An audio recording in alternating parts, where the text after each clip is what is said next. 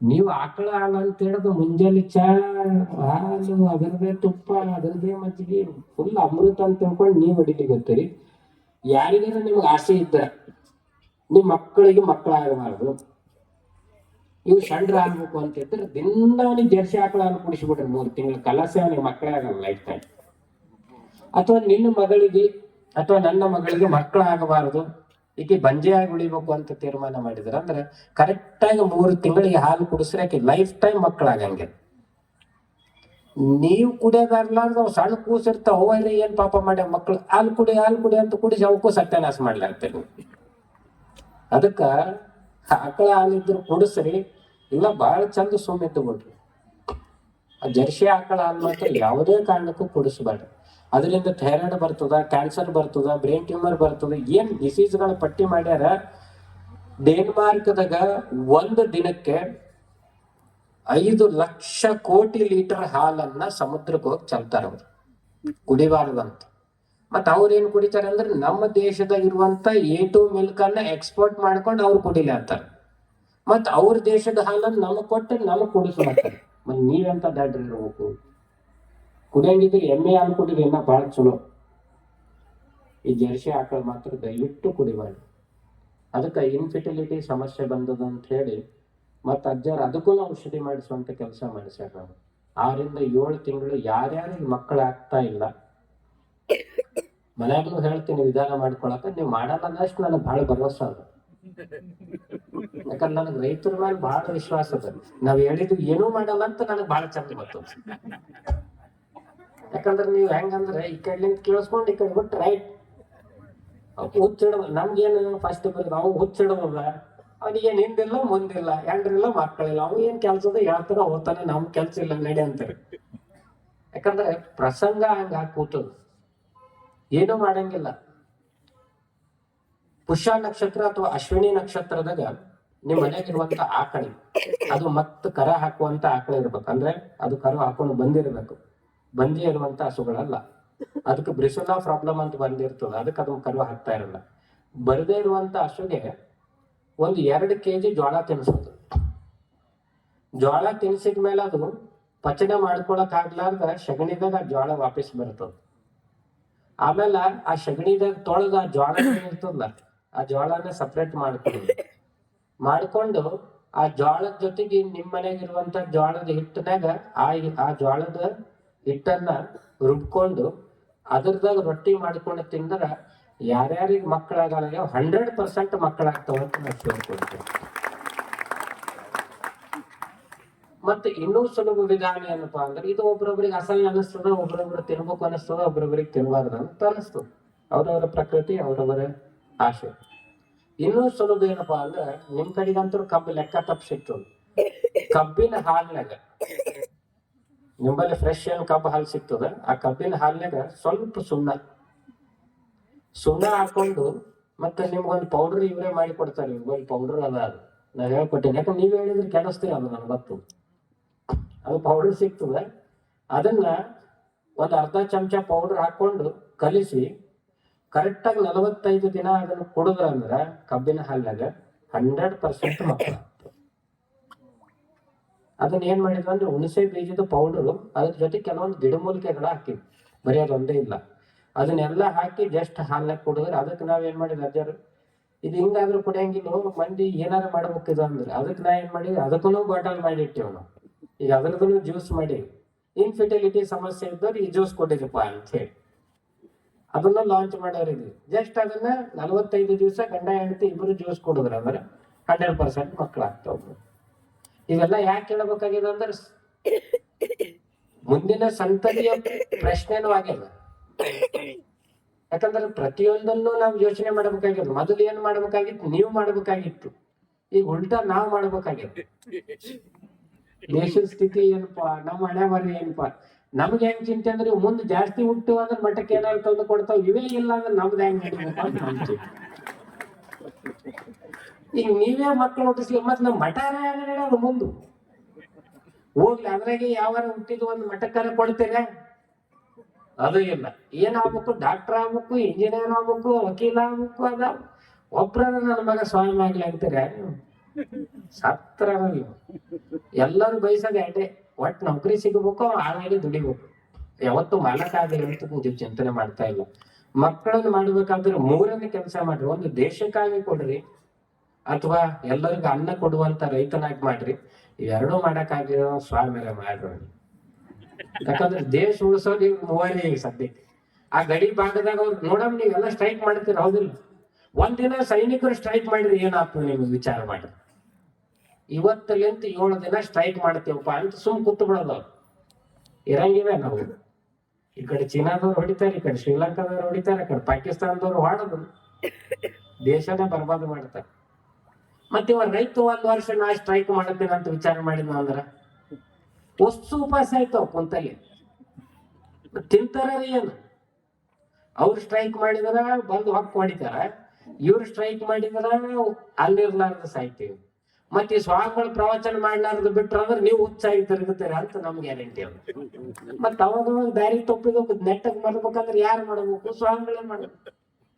ಹೆಂಗ ಪ್ರವಚನ ಮಾಡ್ಬೇಕು, ಕೀರ್ತನೆಗಳನ್ನ ಹೇಳಬೇಕು, ಹರಿಕಥೆಗಳನ್ನ ಹೇಳಬೇಕು, ದಾಸಬೋಧ ಹೇಳಬೇಕು, ಅದ್ರ ಜೊತೆಗೆ ಬಸವಾದಿ ಶರಣರ ವಚನಗಳನ್ನ ಹೇಳಿ ನಿಮಗ್ ನೆನಪು ಮಾಡ್ಬೇಕು. ನೀವ್ ಎಷ್ಟೊಂದು ಹೇಳ್ತೀರ ಅಂದ್ರ ನನಗೆ ಒಂದೊಂದ್ಸರಿ ಇಟ್ಟು ಸಿಟ್ಟು ಬರ್ತಿರ್ತದೆ. ಇವ್ರಂತ ಕಳ್ರಿ ಯಾರಿಲ್ಲ ಅಂತ ಸಿಟ್ಟು ಬರ್ತದೆ. ಏನು ಅಳಬೇಡ, ಕೊಲಬೇಡ, ಹುಸಿಯ ನುಡಿಯಲು ಬೇಡ, ಅನ್ಯರಿಗೆ ಮಕ್ಕಳು ಬದ್ಮಾಸರ್ ಬರೀ ವಚನ ಹೇಳ್ತಾರೆ. ಒಂದ್ ದಿವಸ ಪಾಲನೆ ಮಾಡಿರ ಇವರು? ಬರೀ ನಾಟಕ ಮಾಡುವಂಥದ್ದು. ಏನು ಅವರೊಂದು ಪಂಥ, ಇವರೊಂದು ಪಂಥ. ಬಸವಣ್ಣ ಏನಾದ್ರು 12ನೇ ಶತಮಾನಕ್ಕೆ ನಮಗ್ ಬಂದಿರ್ಲಿಲ್ಲ ಅಂದ್ರೆ ಜಾತಿ ಜಾತಿ ಅಂತ ಹೊಡೆದಾಡಿ ಸತ್ತೋಗಿರ್ತಿದ್ವಿ ನಾವೆಲ್ಲ. ಅದಕ್ಕ ಬಸವಾದಿ ಶರಣರು ಎಲ್ಲ ಹೇಳಿರುವಂತ ವಚನಗಳನ್ನ ಪಾಲನೆ ಮಾಡುವುದನ್ನು ಕಲೀರಿ.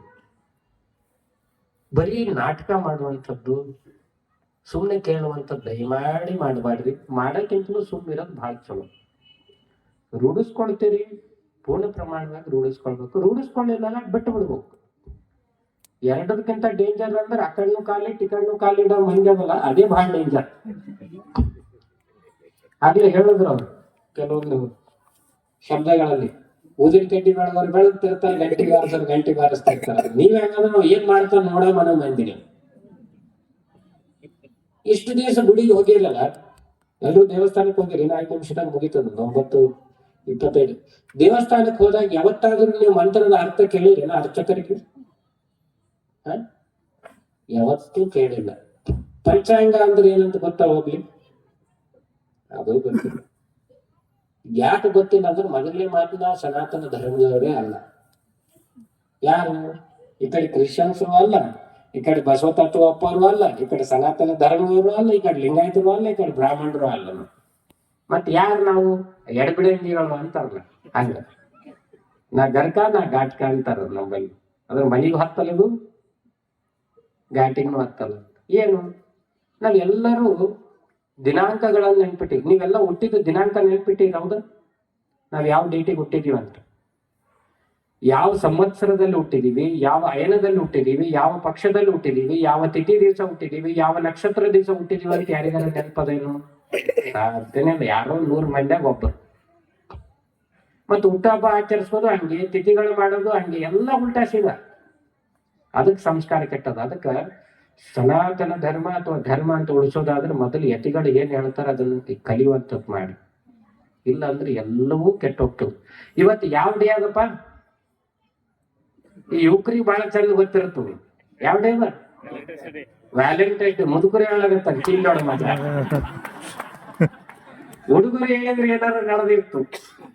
ಇವ್ರು ಹೇಳ್ತಾರಂದ್ರೆ ಮತ್ತ ಏನೋ ಗಾದ್ಲಲ್ಲ ಇವ್ರು. What is the meaning of Valentine's day? ಯಾವ ತರ ಪ್ರಶ್ನೆ ಮಾಡಿದ್ದೀರಿ ನೀವು? ವ್ಯಾಲೆಂಟೈನ್ಸ್ ಡೇ ಅಂದ್ರೆ ಏನು ಗೊತ್ತಾ ನಮ್ಗೆ? ವ್ಯಾಲೆಂಟೈನ್ಸ್ ಅಂತ ಹೇಳಿ ಒಬ್ಬ ರಾಜ ಇದ್ದ. ಅವ ರಾಜ ಹುಟ್ಟಿದ ದಿನಕ್ಕ ವ್ಯಾಲೆಂಟೈನ್ಸ್ ಡೇ ಅಂತಾರ. ಅವನಿಗೆ ಬರೀ 52 ಮಂದಿ ಲವರ್ಸ್ ಇದ್ದರು. ಎಷ್ಟು ಮಂದಿ? ಅಷ್ಟೇ, ಜಾಸ್ತಿ. ಇವತ್ತೇನು ವ್ಯಾಲೆಂಟೈನ್ಸ್ ಡೇ ಅಂದ್ರೆ ಹುಡುಗಿ ಹುಡುಗ ಪ್ರಪೋಸ್ ಮಾಡೋದು, ಹುಡುಗ ನಾ ಏನ್ ಹೇಳಿ ನೀವೇ ಹೇಳತ್ತೀರಿ. ಅದ್ರ ಅರ್ಥ ಏನು ಅಂದ್ರೆ ಬ್ರಿಟನ್ ನಲ್ಲಿ, ಡೆನ್ಮಾರ್ಕ್ ನಲ್ಲಿ, ಯುರೋಪ್ನಾಗ ನಮ್ಮಲ್ಲಿ ಏನು ಸಂಪ್ರದಾಯಗಳಿದೆ ಒಬ್ಬರಿಗೆ ಮದುವೆ ಆದ್ರೆ ಒಬ್ಬರ ಜೊತೆ ಇರಬೇಕು, ಗಂಡ ಆಗ್ಲಿ ಅಥವಾ ಹೆಂಡತಿ ಆಗ್ಲಿ ಅನ್ನುವಂಥ ಸಂಪ್ರದಾಯ ಅಲ್ಲಿ ಇರ್ಲಿಲ್ಲ. ಯಾರಿಗೆ ಯಾರು ಇಷ್ಟ ಅನ್ನಿಸ್ತದ ಅವ್ರ ಜೊತೆಗೆ ಸಂಸಾರ ಮಾಡುವಂಥದ್ದು ಇತ್ತು. ಅಂತ ಸಂಪ್ರದಾಯಗಳನ್ನ ಬದಲಾವಣೆ ಮಾಡಬೇಕು ಅಂತ ಹೇಳಿ ವ್ಯಾಲೆಂಟೈನ್ ಅನ್ನುವಂಥ ರಾಜ ಒಂದು ನಿರ್ಣಯವನ್ನು ಮಾಡ್ತಾನೆ, ವರ್ಷಕ್ಕೊಂದು ಸರಿ ಮದ್ವೆ ಆಗ್ಲೇಬೇಕು ಅಂತ ಹೇಳಿ. ವರ್ಷಕ್ಕೊಂದ್ ಟೈಮ್ ಅಂದ್ರೆ ಅರ್ಥ ಆಯ್ತಲ್ಲ, ವರ್ಷಕ್ಕೊಬ್ಬ ಬದಲಾಗ್ತಾನಂತೆ ಅರ್ಥ, ವರ್ಷಕ್ಕೊಬ್ಬಕ್ಕೆ ಬದಲಾಗ್ತಾಳಂತೆ ಅರ್ಥ. ಅದಕ್ಕಿಂತ ಪುಣ್ಯದ ಕೆಲಸ ಮಾಡಲ್ಲ ಅಂತೇಳಿ ಅವನ ದಿನಾಂಕದ ಹೆಸರ ಮೇಲೆ ವ್ಯಾಲೆಂಟೈನ್ಸ್ ಡೇ ಆಚರಿಸ್ಲತ್ತಾರೆ. ನೀವೆಂತ ಮೂರ್ಖರಿರ್ಬೇಕು. ಮತ್ತ ಅವರು ವರ್ಷಕ್ಕೊಬ್ಬರಿಗೆ ಮದುವೆ ಆಗಿ ಇನ್ನೊಬ್ಬರಿಗೆ ಮದುವೆ ಆಗೋದೇನು ಇರ್ತಾರಲ್ಲ, ಮತ್ತ ಅವ್ರಿಗೆ ಹುಟ್ಟಿದ ಮಕ್ಕಳು ಏನಾಗ್ತಾವ ಅದು ಬೇಕಲ್ಲ. ನಿಮ್ಗೆ ಅದು ಇನ್ನೂ ಮಜಾ ಅದು ಗೊತ್ತಿಲ್ಲ. ಎಷ್ಟು ಮಂದಿ ನಿಮ್ ಕಾನ್ವೆಂಟ್ ಶಾಲೆಗೆ ಮಕ್ಕಳು ಹಾಕಿರ್ತೆ ಇರ್ತಾರ ನೋಡ, ಹೊಸ ಅಲ್ಲೇ ಓದ್ಲಾಗ್ತಾವ ಅಂತ ನಮಗೆ ಗ್ಯಾರಂಟಿ ಅಲ್ಲ. ಕಾನ್ವೆಂಟ್ ಅಂದ್ರೆ ಅದ್ರ ಅರ್ಥ ಏನಂತ ಗೊತ್ತೇ ನಿಮ್ಗೆ? What is the meaning of convent? Europe ನಲ್ಲಿ ಯಾರಿಗೆ ಹುಟ್ಟ್ಯಾವಂತ ಗೊತ್ತಿರ್ಲಾರ್ದ ಓದಿಸುವಂತ ಶಾಲೆಗೆ ಕಾನ್ವೆಂಟ್ ಅಂತ ಕರೀತಾರೆ. ಅವು ಕೂಸ್ ಯಾರಿಗೆ ಹುಟ್ಟ್ಯಾವಂತ ಗೊತ್ತಿರಲ್ಲ ನೋಡ್ರಿ, ಇವನಿಗೆ ಹುಟ್ಟ್ಯಾವಂತನೂ ಗೊತ್ತಿರಲ್ಲ, ಆಕೆ ಹುಟ್ಟ್ಯಾವಂತ ಗೊತ್ತಿರಲ್ಲ. ಮತ್ತ ಅವು ಓದ್ಬೇಕಾರೆ ಎಲ್ಲಿ? ಅದಕ್ಕೊಂದು ಕಾನ್ವೆಂಟ್ ಅಂತ ಹೇಳಿ ಒಂದು ಕೇಂದ್ರವನ್ನು ಮಾಡ್ತಾರೆ. ಅಲ್ಲಿ ಸಿಸ್ಟರ್ಸ್ ಅಂತ ಇರ್ತಾರೆ. ಆ ಸಿಸ್ಟರ್ಸ್ ಗಳು ಆ ಮಕ್ಕಳನ್ನ ಪಾಲನೆ ಮಾಡ್ಲಿಕ್ಕೆ ಇರುವಂತ ಜಾಗವನ್ನ ಕಾನ್ವೆಂಟ್ ಅಂತ ಕರೀತಾರೆ. ಮತ್ ನೀವೇನಂತ ಬಿಡ್ಲಿಕ್ಕತ್ತೀರ ಆ ಸಾಲಿಗಂತ ನನಗೆ ಸಂಶಯ ಆಗಿದೆ. ಅವ್ರು ಬಿಡ್ಲಿಕ್ಕತ್ತದ ಕರೆಕ್ಟ್, ಅವ್ ಯಾರಿಗ್ ಅಂತ ಗೊತ್ತಿರ್ಲಾರ್ದವ್ರಿಗೆ ಬಿಡ್ಲಿಕ್ಕತ್ತಾರ, ಅದು ಸರಿ. ಮತ್ ನೀವೇನಂತ ಬಿಡ್ಲಿಕ್ಕತ್ತೀರಿ? ಏನ್ ನಿಮ್ಗೆ ಅಲ್ಲಂತ ಬಿಡ್ಲಿಕ್ಕತ್ತೀರೋ ಅಥವಾ ಏನ್ ತಿಳಿದು ಬಿಡ್ಲಿಕ್ಕತ್ತೀರಿ? ಅದಕ್ಕೆ ಯಾವತ್ತು ವಿಚಾರ ಮಾಡ್ರಿ, ಏನ್ ಮಾಡ್ಲಿಕ್ಕತ್ತೀವಿ ಅಂತ ಬದಲು ತಲೆಗೆ ಇಟ್ಟುಕೊಂಡು ಮಾಡಿದ್ರು ಬಹಳ ಚಲೋ. ಅದಕ್ಕೆಲ್ಲಾ ಮಕ್ಕಳಿಗೆ ನೀವು ವಚನಗಳ ಕಲಿಸ್ರಿ ಸಾಕು, ಮನೆಯಾಗ ಇಟ್ಕೊಂಡು. ಅವ ಧರ್ಮ ಕಾಪಾಡುವಂಥವನಾಗ್ಲಿ ಅಷ್ಟಾದ್ರೆ ಸಾಕಾಗ್ಯದ. ಅವೇನು ಓದ IAS ಆಫೀಸರ್ ಆಗುವಂಥದ್ದಿಲ್ಲ. ಇಡೀ ಭಾರತದಾಗ 100% ನಲ್ಲಿ 2% ಇರೋರಿಗೆ ನೌಕರಿ ಸಿಗ್ತದ, 98% ಇರೋರಿಗೆ ನೌಕರಿ ಸಿಗಲ್ಲ. ಆದ್ರೆ ನಿಮ್ಮೆಲ್ಲರೂ ಮಕ್ಕಳು IAS ಆಫೀಸರ್ ಆಗ್ಬೇಕು, KS ಆಫೀಸರ್ ಆಗ್ಬೇಕು, ಡಾಕ್ಟರ್ ಆಗ್ಬೇಕು, ಇಂಜಿನಿಯರ್ ಆಗ್ಬೇಕು. ಮತ್ತೆ ನೌಕರಿ ಸಿಗ್ಲಾರ್ದ ಹುಚ್ಚಾಗಿ ಓಡ್ತಿರ್ತಾವ. ಅದಕ್ಕೆ ಇದನ್ನ ಬಿಡದ್ ಮೊದಲು ಸಂಸ್ಕಾರವಂತನವನ್ನ ಆಗ್ಬೇಕು ಅಂತ ವಿಚಾರ ಮಾಡ್ಕೋರಿ. ಅದ್ರ ಜೊತೆಗೆ ಇನ್ನೊಂದು ವಿಷಯ, ಶಬ್ದ ಗೊತ್ತೋದೇ ಇಲ್ಲ ಗೊತ್ತಿಲ್ಲ, ಎಷ್ಟು ಜನ ಮನೆಯಾಗಿದ್ದವ್ರಿಗೆ ಮೇಡಮ್ ಅಂತ ಕರೆದಿರಿ?